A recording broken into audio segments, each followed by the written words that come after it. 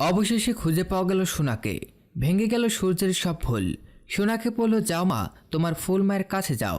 প্রিয় দর্শক, এমনটাই দেখা যাবে অনুরাগের ছোঁয়ার আগামী পর্বে। বিস্তারিত জানতে ভিডিওটি শেষ পর্যন্ত মনোযোগ সহকারে দেখুন। আর আপনি যদি আমাদের চ্যানেলে নতুন হয়ে থাকেন তাহলে আমাদের চ্যানেলটি এখনই সাবস্ক্রাইব করুন। প্রিয় দর্শক, সোনাকে খুঁজতে খুঁজতে সেই ডেরায় পৌঁছে গেল সূর্য ও দীপা। কিডন্যাপারদের সাথে সূর্যের মারামারি হয়।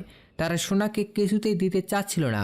অপরদিকেই তারা দীপাকে এমনভাবে মারে যার কারণে দীপা সূর্যের কাঁধের ওপর গিয়ে পড়ে।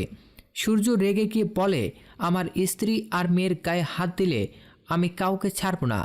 এদিকে মিশকা এসে সবটা দেখে মনে মনে ভাবে, এবার তাহলে আমি ধরা পড়ে যাব, কিন্তু একটা কিছু তো করতেই হবে।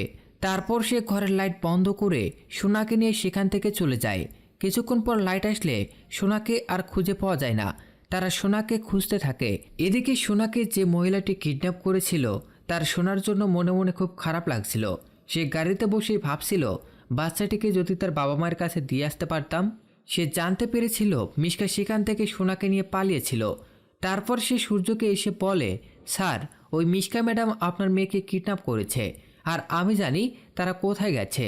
তারপর তারা সেখানে গিয়ে পৌঁছায় আর সোনাকে উদ্ধার করে।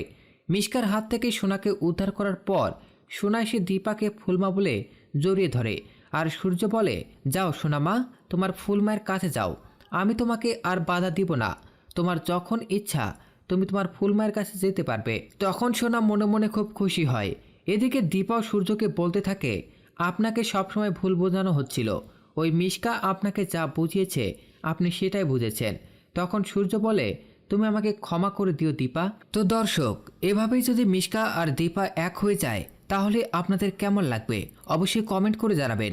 এবং পরবর্তী আপডেট সবার আগে দেখতে আমাদের চ্যানেলটি এখনই সাবস্ক্রাইব করুন।